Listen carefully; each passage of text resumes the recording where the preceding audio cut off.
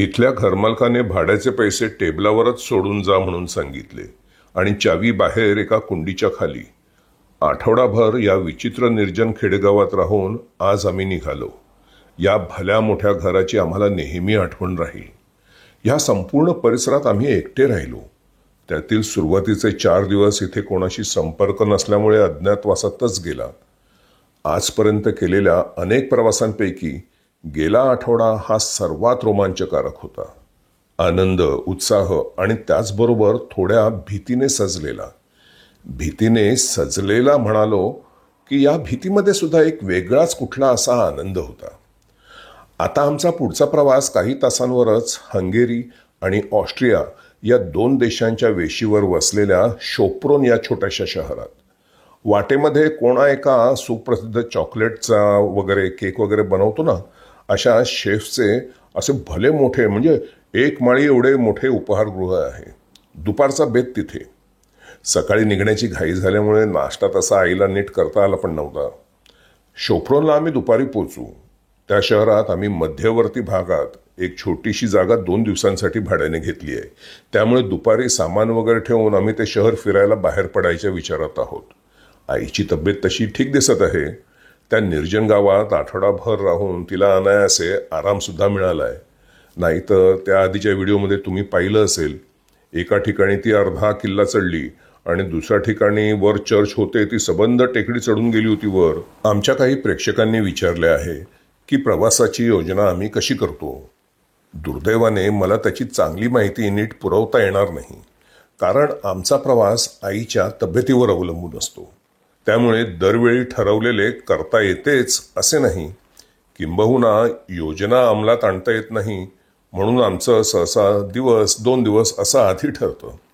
त्याशिवाय हे चॅनल प्रवासाचं चॅनल आहे असा नवीन येणाऱ्या प्रेक्षकांचा गैरसमज होऊ शकतो. तर तसं नाहीये. हे चॅनल आपलं साधं आमचं रोजचं आयुष्य वगैरे दाखवणार आहे. आता आमचा प्रवास जरा लांबला आहे, त्यामुळे हे चॅनल या अशा प्रवासांवर आधारित आहे असं कोणाला वाटणं साहजिक आहे. पण प्रवासाचं चॅनल असताना त्यामध्ये प्रत्येक गोष्टींची बारीक सारीक अशी प्रत्येक जागेबद्दल, इतिहासातील सणसणावळीबद्दल संपूर्ण माहिती पुरवली जाते. आता अशा गोष्टींचा मला स्वतःला कंटाळा आहे. मी आपल्या येथील काही मनोरंजक काही गोष्टी असतील त्या माझ्या आईला सांगतो आणि अनायासे सांगितल्याच आहेत तर त्यावर व्हिडिओ बनवून डॉलर छापतो. शोप्रोनचं सुप्रसिद्ध हारर्स चॉकलेट कॅफे आलं, पण प्रवासात तुमच्याशी गप्पा मारण्यात कधी वेळ गेला ते कळलं सुद्धा नाही.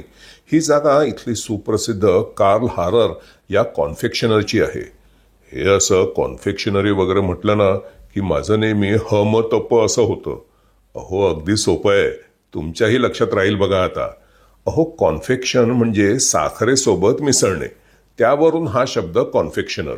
थोडक्यात आपल्याकडचा हलवाई, मिठाईवाला नाही. मिठाईवाला जो गोड पदार्थ विकतो तो, हलवाई जो हलवतो म्हणजे ढवळतो आणि मिठाई बनवतो, त्याला म्हणतात कॉन्फेक्शनर. पाव बनवतो तो बेकर, जेवण बनवतो तो कुक, आणि जेवण बनवण्यासाठी ज्याने व्यावसायिक शिक्षण घेऊन पदवी मिळवली आहे तो शेफ. टीव्हीवर स्वयंपाकाचे कार्यक्रम घेणारा सुप्रसिद्ध माणूस डोक्यावर पांढरी उंच टोपी घातली तरी त्याच्याकडे जर पदवी नसेल तर त्याला शेफ म्हणता येणार नाही. कितीही प्रसिद्ध असला तरी तो शेवटी कुक. आणि अजूनही मिसरूड न फुटलेल्या आणि पहिल्या नोकरीसाठी वणवण फिरणाऱ्या, मात्र ज्याने स्वयंपाकाचे व्यावसायिक शिक्षण घेऊन पदवी धारण केली आहे त्याला मात्र शेफ म्हटले पाहिजे. इथे आईला सुचत नाहीये हा केक घेऊ का हा केक घेऊ. इथे सुचत नाहीये म्हणजे अशा कोणत्याही ठिकाणी आम्ही जातो तेव्हा सगळीकडे तिची अशीच स्थिती होते. माझं अगदी सोपं आहे. खाली काही असू दे, वर असं क्रीम लावलेलं छान दिसणारं असलं की मी ते पटकन घेतो. आपल्या सगळ्या पुरुषांचं असंच होतं. आम्ही युरोपमध्ये येतो तेव्हा काय होतं माहितीये का, आम्हाला इस्रायलमध्ये असं कॅफेमध्ये बसून केक घेणं परवडत नाही. इस्रायलमध्ये केकची किंमत इथल्या चौपट तरी असेल. मी इथे फोटो काढण्यात गुंतलो आहे त्यामुळे माझं आईकडे लक्ष नाही, मात्र ती केकावर केक मागत सुटली आहे. या केकमध्ये काय आहे ती विचारते आणि तिने ते सांगितल्यावर म्हणते की दे मला. मग दुसऱ्या केकबद्दल विचारते, तो पण दे मला म्हटल्यावर ती विक्रेती तिला विचारते, मग हा पहिला तुला पाहिजे का? तर आईचं बोलणं मला ऐकू आलं, हा आणि हा पण हो तो मी आधीच सांगितला होता. अहो त्याऐवजी माँसाहेबांचा साखरेच्या पाकाने अभिषेकच करून मागायचा ना. घ्या आता, एकूण 6 केक मागवले आहेत तिने, म्हणजे आज केकांचं जेवणच झालं. यापूर्वी तुम्ही आमची टर्कीमधली व्हिडिओ पाहिली असेल तर तिने तिथे एकूण 8 केक एका वेळी गिळले होते. तो विक्रम काही बिचारीला इथे मोडता आला नाही. तिच्या निमित्ताने मला सुद्धा प्रत्येक केकातील चमचा चमचा अशी चव घेता आली. पण 2 केकांमधील अंतरात नेहमी पाणी किंवा सोडा प्यावे, म्हणजे जिभेवरील पहिल्या केकची चव जाऊन पुढल्या केकची वेगळी मजा घेता येते. मी इथे पाश्चात्य लोक बघत नाहीत ही खात्री करून बशीतले बिस्किट आपल्या भारतातल्या सवयीप्रमाणे कपातील कॉफीत बुडवून खातो. नाही च्या मारी. आता कॉफीत बुडवायला मुंबईतील भायखळ्याच्या रिगल रेस्टॉरंटमधील खारी बिस्किट असायला पाहिजे होती. त्या कुरकुरीत आयतातील रिकाम्या पोकळ्या आपल्यात कॉफी साठवून जिभेवर कुरकुरताना सांडतात हे इथल्या शेफला कॉन्फेक्शनरला कसे कळावे. आई केक खाऊन गार झाली म्हणण्यापेक्षा गारच झाली.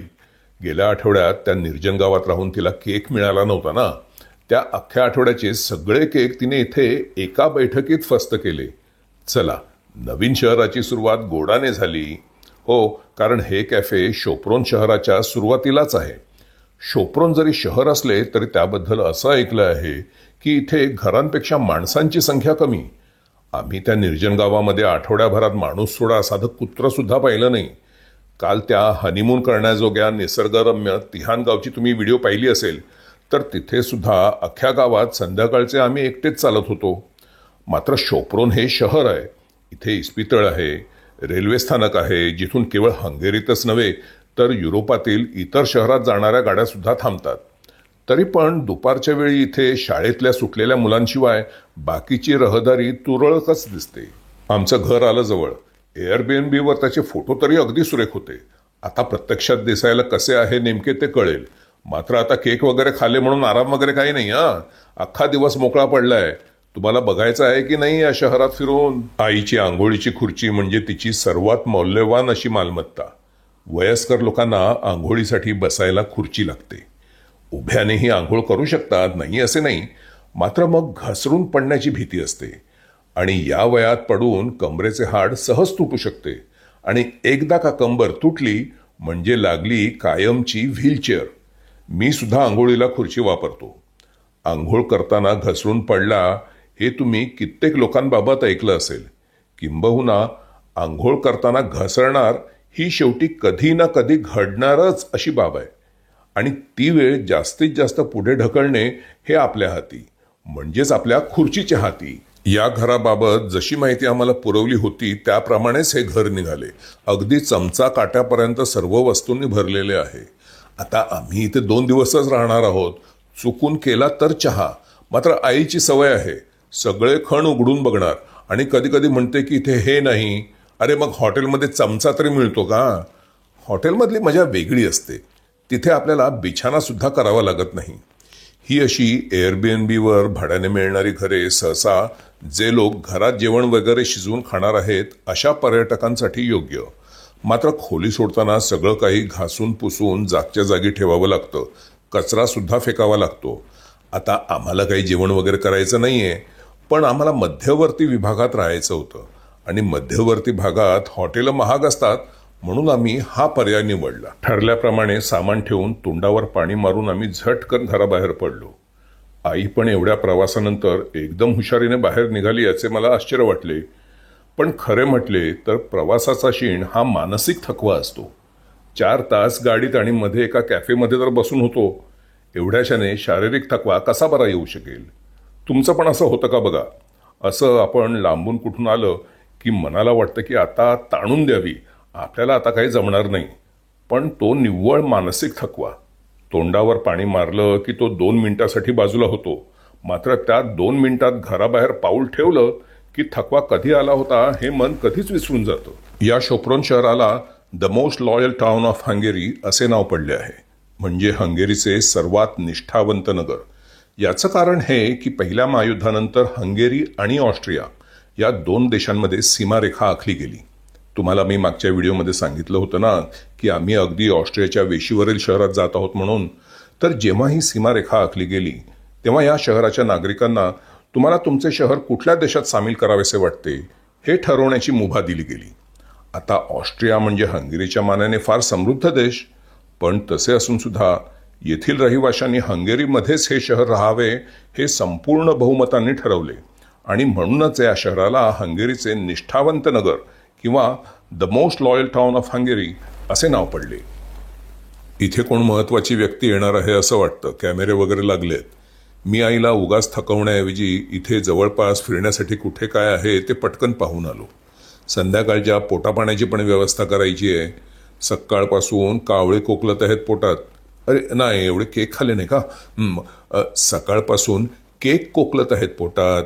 पण ते घरी स्वयंपाकाची सगळी उपकरणे असली ना तरी त्याच्यात वेळ घालवणार नाही हा फुकट. आपलं इथे छानपैकी कुठे उपहारगृह पाहायचं म्हणजे स्थानिक लोकांसोबत पण वेळ निघेल. परदेश अनुभवायचा तो सर्वात चांगला कार्यक्रम. घरी काय 4 भिंतीच्या टीव्ही समोर कधी पण जेवता येतं. हा या शहराचा सर्वात प्रमुख रस्ता. पण एका वेळी डोळ्याच्या चौकटीत 10 पेक्षा जास्त माणसं मावली तर आश्चर्य. चांगल्यातले उपहारगृहे या प्रमुख रस्त्याऐवजी मगाच्या त्या आतील रस्त्यावरच जास्त आहेत. तो कोण महत्वाचा माणूस काय असेल तो आला वाटतं. त्याचं भाषण चालू आहे मागे. त्याचं भाषण ऐकायला जमलेल्यांपेक्षा कॅमेरेवाले जास्त आणि त्यात भरीला मी आणखीन एक फिरता कॅमेरा. अहो, रस्त्यावर माणसंच मोजकी तर मग भाषणाला तरी कितीशी येणार. इथल्या राजकीय व्यक्तींना एकदा मुंबईच्या शिवाजी पार्कवर भाषण ऐकायला न्यायला पाहिजे. त्यांच्यासाठी ते परीकथेतील दृश्य झालं नाही का? अहो, या अख्ख्या शहराची लोकसंख्या 60,000. लहान मुले, पाळण्यातले, म्हातारी, आजारी सगळे मिळून. आणि शिवाजी पार्कला अशावेळी 2 ते 3 लाख लोकांची गर्दी होते. या शहराच्या लोकसंख्येपेक्षा शिवाजी पार्कच्या भजीपावच्या रांगेत जास्त माणसे उभे असावीत. हा या शहराचा ऐतिहासिक विभाग. या उंच दगडी भिंतींखालून आम्ही चाललो आहोत. या जुन्या शहराच्या भिंती ज्या रोमन लोकांनी जवळजवळ 2000 वर्षांपूर्वी बांधल्या. त्यानंतर हळूहळू या शहराचा विस्तार भिंतीच्या बाहेर पण झाला. हे शहर एवढे लहान, मात्र या भिंती त्यांनी किती सांभाळून ठेवल्या आहेत ते पहा. 2000 वर्षांपूर्वी म्हणजे महाराष्ट्रात त्या काळी सातवाहन घराणे राज्य करत होते. लिहिण्यासाठी ब्राह्मी लिपी वापरत आणि संस्कृत किंवा प्राकृत भाषेत सगळे बोलायचे. माहितीये काय? माहिती तेव्हा कोणी दुकानावर मराठी भाषेत लिहायचा प्रयत्न केला असेल तर कदाचित संस्कृत येत नाही का असे म्हणून मराठीत लिहिले यासाठी त्याच्या दुकानाच्या पाट्या पण फोडल्या असतील. आता एक थरारक गोष्ट सांगतो तुम्हाला मी या जागेबद्दल. 17व्या शतकात या विभागात प्लेगने थैमान घातले होते. कुटुंबेच्या कुटुंबे आठवड्याभरात सगळे मरायचे. मेलेल्यांना जिथे कुठे खड्डा मिळेल तिथे पुरले गेले आणि शेवटी जागा मिळेना तर शहराच्या भिंतीच्या बाहेर जाऊन प्रेते जाळली गेली. आताच्या काळात कधी कधी असं झालंय, एखाद्याने आपलं घर बांधण्यासाठी किंवा वाढवण्यासाठी म्हणून अंगणातली किंवा घराखालची जमीन खोदली तर तिथे त्याला खचाखच भरलेली प्रेतांचे सांगाडे सापडलेत. विचार करा. म्हणजे आता तुम्ही जिथे बसून हा व्हिडिओ बघत आहात तिथे तुम्हाला नंतर कळलं की तुमच्या पायाखाली 20-30 प्रेते गाडली गेली आहेत. पायाची बोटे वळवळली ना. तसेच आमच्या पावलाखाली जिथून आम्ही आता चालत आहोत इथे नागरिकांना भर रस्त्यात काढून गोळ्या घालण्यात आल्या होत्या. 1948 हे साल येथील लोकांना फार महत्वाचे. त्या वर्षी इथे ऑस्ट्रिया विरुद्ध उठाव झाला. तोपर्यंत इथे ऑस्ट्रियन साम्राज्य होतं ना. ऑस्ट्रियाचे सैनिक आमच्या या आजूबाजूच्या घरात शिरून त्यांनी नागरिकांना रस्त्यावर बाहेर काढले होते. त्यांना गोळ्या झाडून मारताना त्यांच्या नातेवाईकांना आणि शेजाऱ्यांना बघायला भाग पाडले होते. आणि ऑस्ट्रियाला जेव्हा ते जड गेले तेव्हा त्यांनी सोव्हिएत रशियाची मदत घेतली. पुढे पुढे रशियाचा प्रभाव येथे वाढत गेला आणि दुसऱ्या महायुद्धाच्या काळात 1948 नंतर तर सोव्हिएत रशियाने येथील लोकशाहीच रद्द केली. आणि अगदी आता 1989 साली म्हणजे ज्या वर्षी सलमान खानने चित्रपटसृष्टीत पदार्पण केले, जेव्हा तुम्ही ब्लॅकमध्ये तिकीट घेऊन सूरज बडजात्याचा मैंने प्यार किया चित्रपट पाहायला गेला होता, त्या वर्षी कुठे हंगेरीतली हुकुमशाही संपली. मला फार आनंद झाला. इथे लोकशाही आली म्हणून नाही काय. अहो, मला नुकतंच विमान कंपनीकडून ईमेल आलेला आहे. आमचं विमान रद्द झालं होतं ना म्हणून त्याबद्दलची नुकसान भरपाई मंजूर झाली. पैसे मिळणार, पैसे युरोमध्ये, ते पण. इथे युरोपियन युनियनचे नियम फार कडक असतात त्यामुळे रक्कम छानच आहे. आता किती मिळाले ते विचारू नका, मी काय किती पण सांगेन. विमानाच्या तिकिटीबद्दल पण विचारलंय, आणखीन 5 दिवसांनी जागा आहे. पण मी आता जरा विचार करतो, झटकेपट ठरवत नाही. अपेक्षेबाहेर नुकसान भरपाई मिळाली आहे ना, GDP वर गेलंय आता आमचं. आधी जेवणासाठी एक छानपैकी जागा शोधतो. मग अशी एक उपाहारगृह आम्ही पाहिलं होतं जे आईलाही आवडलं. मात्र थोडं महाग होतं म्हणून आम्ही तिथे आत गेलो नाही. आता होऊन जाऊ दे, नंतर शांतपणे आईबरोबर विचार करून पुढची योजना आखतो. एवढं ऑस्ट्रियाच्या वेशीवर तर आहोत, एक पाऊल घातलं तर तिकडे, इथपर्यंत आलो आहोत तर म्हणतो जातो तिकडे. पण अनायासे पैसे पण मिळाले आहेत. पैशाचं असं असतं बघा, माणसाचं डोकं जरा जास्तच चालायला लागतं. आईला जरा त्रास होत आहे चालायला. काय आहे, हा जुन्या शहराचा विभाग आहे ना, अनेक वेळा काही ठिकाणी पायऱ्या चढाव्या लागतात आणि उतरल्यानंतर थोड्या वेळाने परत चढाव्या लागतात. ही पुढची जागा गेली की इथला तो मुख्य रस्ता लागतो, जिथे काही कॅफे आहेत. तिथे बसून जरा विसावा घेऊ. थोडीफार माणसं पण दिसतील या शहरातली. आतापर्यंत बघितलं तुम्ही, गल्लीबोळात कोणच नाही. मोठ्या रस्त्यावर सुद्धा काही मोजकीच माणसं होती. हंगेरीतील प्रमुख धर्म हा ख्रिश्चन. मात्र जवळजवळ अर्धी जनता एकतर तिचा धर्मावर विश्वास नाही किंवा त्यांना त्याविषयी त्यांचे मत सांगायला नको. ज्यू धर्मीय अंदाजे 70,000 ते 1,00,000 पर्यंत. मात्र बहुतेक ज्यू बुडापेस्ट या मोठ्या शहरात राहतात. मुसलमान फार कमी, म्हणजे 1,500च्या आसपास असतील. आणि बौद्ध आणि हिंदू अगदी किरकोळ संख्येने. मात्र हंगेरीमध्ये 3-4 हिंदू मंदिरे आहेत असं मी ऐकलंय. हंगेरियन भाषा कोणती ते मला इथे हंगेरीमध्ये येईपर्यंत कधीही माहीत नव्हतं. एवढेच नाही, या भाषेचं नाव सुद्धा मी कधी ऐकलं नव्हतं. येथील लोकांची भाषा माग्यार. आपण म्हणतो ना दे यार, मग दुसरा म्हणतो माग यार, तर ही भाषा माग्यार. मन विचलित झालं हो माझं. इथे माणसं दिसत नाहीत ना. तर मी काय सांगत होतो तुम्हाला मगाशी, त्या उपहारगृहाबद्दल. नाही, तिकडे तर चाललोय आता आम्ही. हां, ते विमान कंपनीकडून नुकसान भरपाई मिळाल्यानंतरचा कार्यक्रम तुम्हाला सांगत होतो मी. तर त्याचं काय आहे, आम्ही इथे आमची खोली 2 दिवसांसाठी भाड्याने घेतली आहे. मात्र माझ्या मनात काही वेगळ्याच योजना दौडत आहेत. या खोलीचे एका दिवसाचे पैसे जर मला परत मिळत असतील तर बहुतेक ही जागा मी उद्याच सोडतो. झालं शोपरोन पाहून जे बघायचं होतं ते.